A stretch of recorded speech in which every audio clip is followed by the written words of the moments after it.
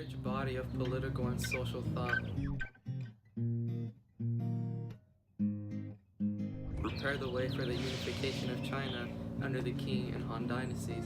The work of Confucian and Taoists did not lend themselves so readily to the unification of China, but both schools survived and eventually profoundly influenced Chinese political and social tradition.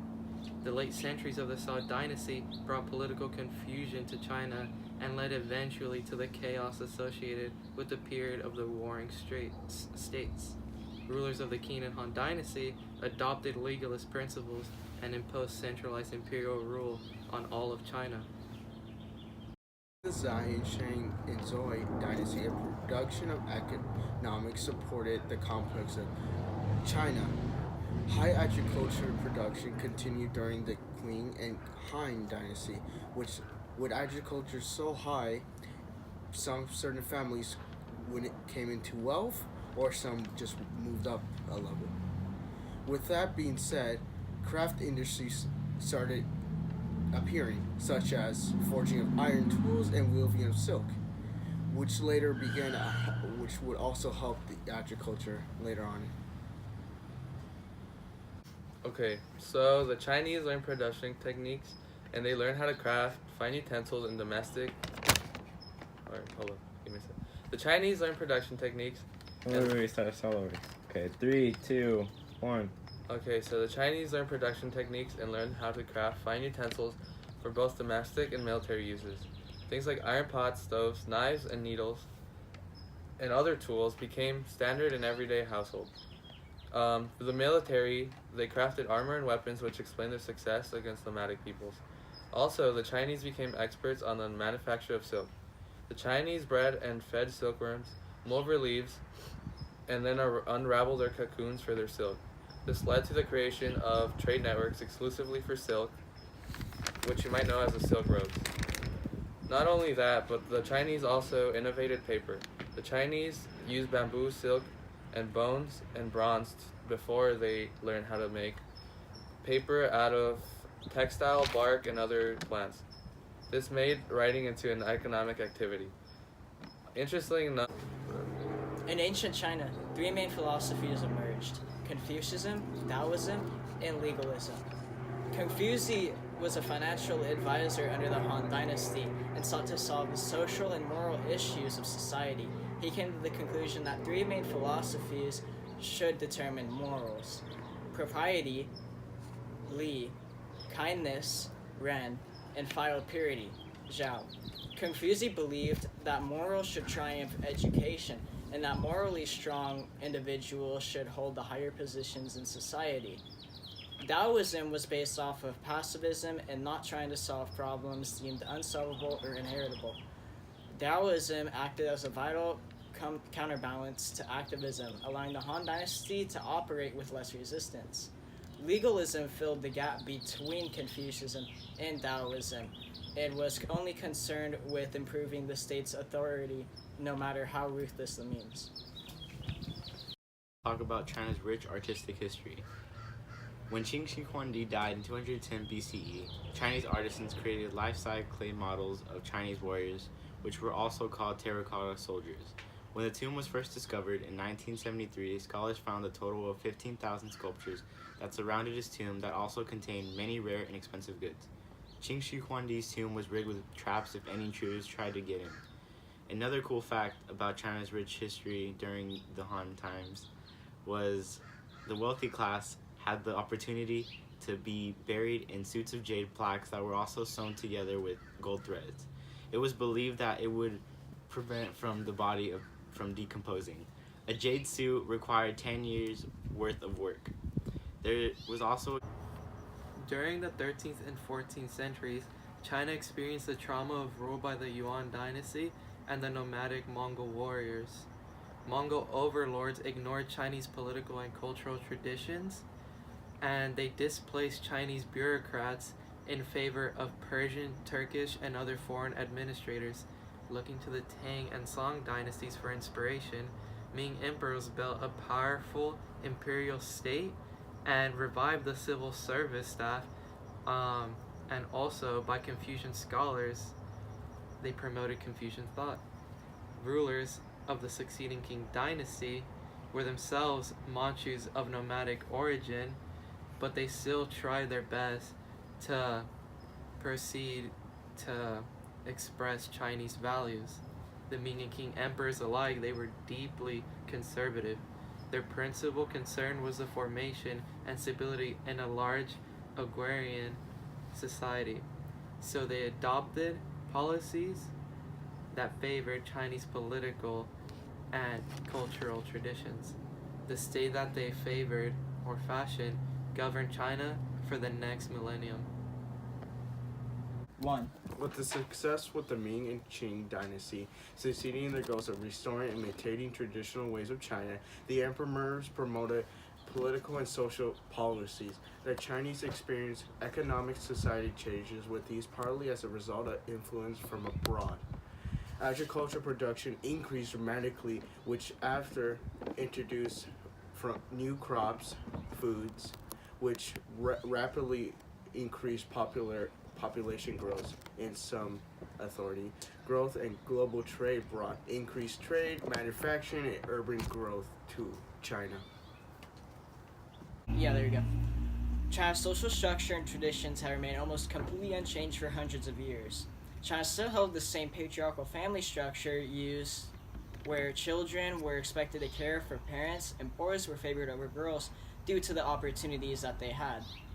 This made some newborn girls a victim of infanticide. China's social structure held royal families at the top of Chinese society, followed by bureaucrats, peasants, artisans, merchants, and a class of soldiers, slaves, and other marginalized groups deemed as a necessary evil, known as the mean people. The Catholic Church made an attempt to bring more Asian converts to Christianity, but had limited success due to Christianity's exclusivity. Christianity was even outlawed in Japan. Those who refused to renounce Christianity faced execution. Christianity would still live on and be practiced in secret.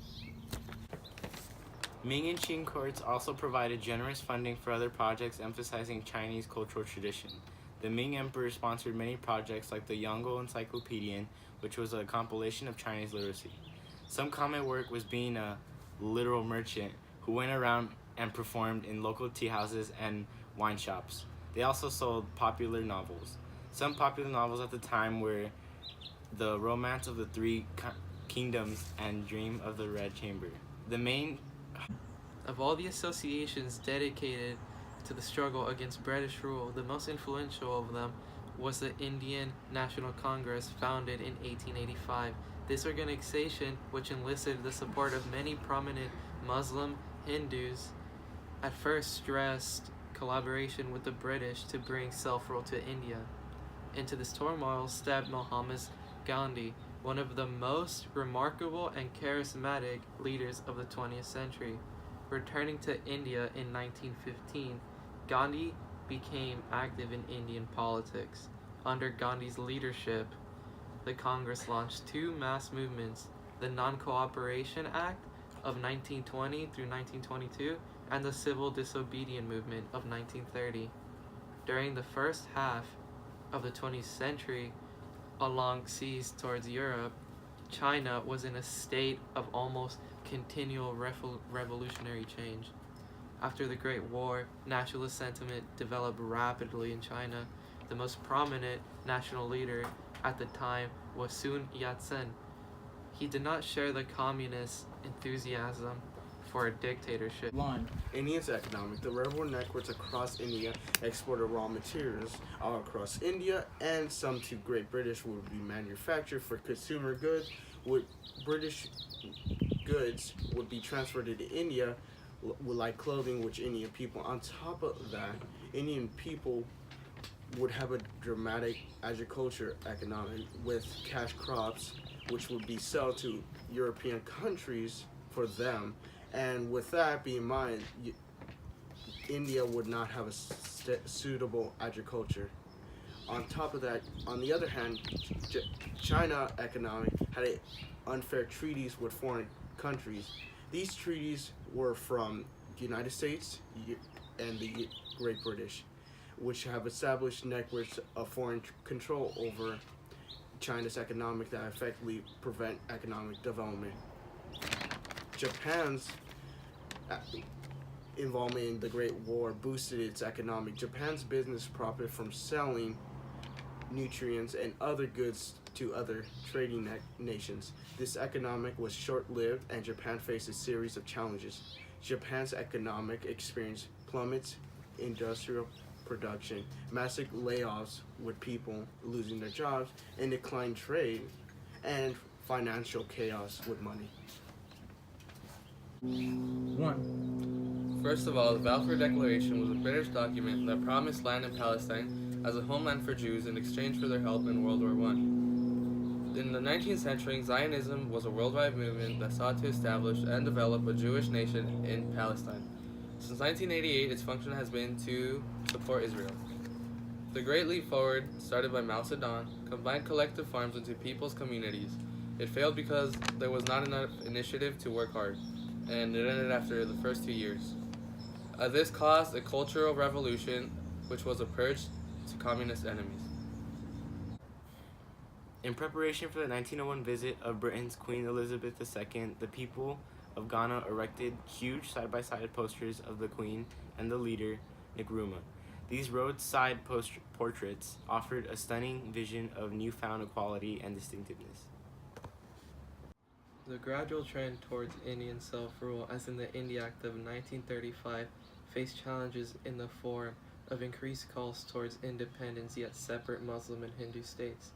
Under the leadership of Winston Churchill, who despised Gandhi, India was ordered to support the war effort. The British people voted Churchill out of office. The hostility between migrating Muslim and Hindu states spilled over in the enmity between the two states, and this caused major complications in the effort to build the two independent nations. The conservative government was replaced with the Labour government, which inclined to dismantle the empire as a whole. In the end, Indian independence became a reality, but with great consequences towards the process of decolonization. Yeah? Economic. Colony power pursued two key economic pursuits, which they wanted to make sure that colonies paid for in tuition, and in return they get what they want: polices, military, and government. And this required investment in institution. Colony taxation was an imperial tool designed to drive African into labor markets. The government reserved 80% of all land for whites, and the remaining was for blacks. With Latin America, Great Britain and the United States used their own lands to make manufacturing for them goods and pay for a low cost. The Great War sealed this transformation to supermarkets and U.S. investment in Latin America stocks in the 1920s. Economic crisis of the Great Depression dramatically extended what Latin America had become in the economic realm. First of all, in the 1920s, university students began to demand reforms such as more representation within the educational system. Eventually, the students became inbred with Marxist thought as it favored their cause. This results in a long-term politicization of student bodies at Latin American universities. Universities became training grounds for political figures like Fidel Castro and influenced Marxism to anti-imperialism. The newfound independence of previous colonies caused social changes as well as conflict in Latin America, Asia, and Africa. India's independence, though welcomed, also divided the Muslim and Hindu population of India, causing the creation of Muslim Pakistan and Hindu India, which was especially despised by Gandhi, who viewed this as vivisection of his homeland. India's independence also inspired those across the world to push for their own independence, increasing nationalism in Latin America, Asia, and Africa. Social divide also increased, which is well demonstrated by apartheid in South Africa. In preparation for the 1901 visit of Britain's Queen Elizabeth II, the people of Ghana erected huge side-by-side posters of the Queen and the leader, Nkrumah. These roadside portraits offered a stunning vision of newfound equality and distinctiveness.